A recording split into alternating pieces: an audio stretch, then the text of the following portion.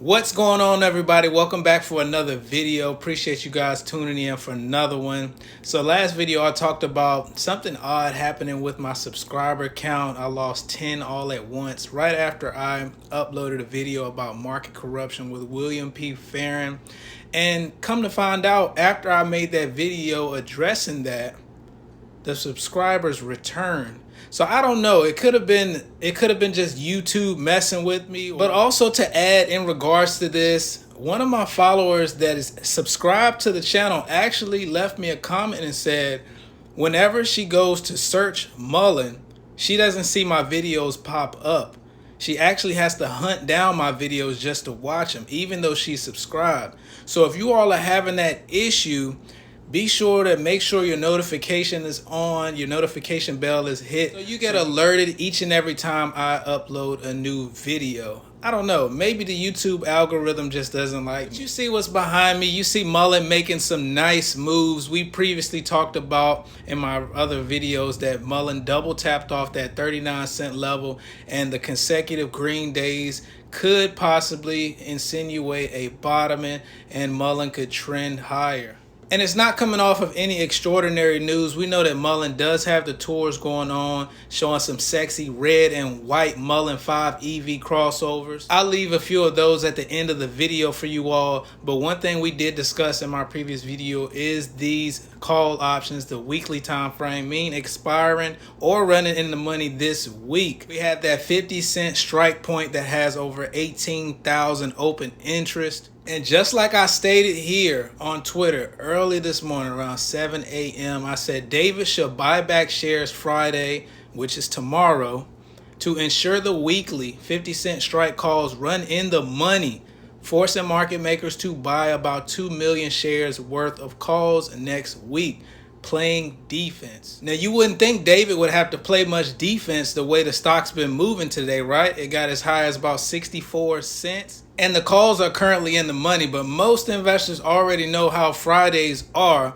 You know, traders possibly try to catch a bounce at the beginning of the trading day, then taper down towards the end of the day going into the weekend. But it could also continue to be good days as of recently for Mullen Automotive. Friday could be another day for Mullen to continue making higher highs. There's a lot of ground to make up for the bulls, but it's looking good right now as of recently and today. Guys, I can't make this next thing up. I recently did a video about this, breaking this down. This is the borrow fee data coming off of Chart Exchange. There's been talks about the borrow fee glitching down to 0%. And you can see that down below on the chart too. There's a spike down to 0%. And I talked in that video, I said, what brokerage firm is out there allowing shorts to borrow stock at 0% fee? And you can see the time frame. That one says September 11th. On a Monday is when I posted this chart and did a video on it.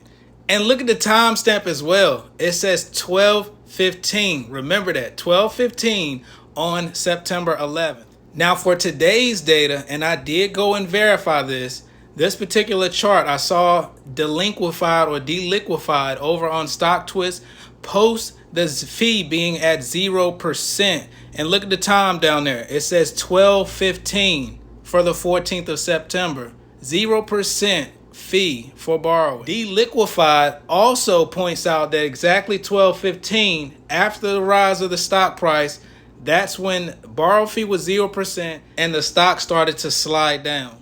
And look at the chart for today. More spikes to 0% borrow fee, as well as more times here starting at 12:15 that the borrow fee was 0%, where there were another 1.7 million shares available for borrowing and shorting.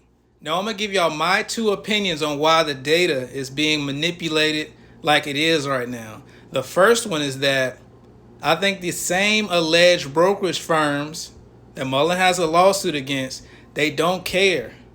They're continuing to be manipulative with the data. They're continuing to allow shorts to borrow at 0% when Mullen makes his highs on the way up. Because number two, there's some desperate shorts that really want to see Mullen go down. And it's quite possible that part of this run up today was caused by shorts, knowing that they can get a double down. They can double down on Mullen at a 0% fee rate. I think it is pure desperation. They may not care about the lawsuit, but they definitely don't want retail investors to be right about Mullen. And the shorts ultimately want to see Mullen stock buried alive. That's why they continue to bottom feed and have been shorting Mullen when it was at its all-time lows after all-time lows, and still holding short positions in Mullen. So let me know what you guys think. Do you think this is just a glitch, or do you think the data is actually being manipulated in favor of the shorts to continue to double down on Mullen, a sign of desperation from the shorts that the company will fail? Let me know your thoughts below. Subscribe to the channel, like this video, and I'll catch you in the next one. I'm gone.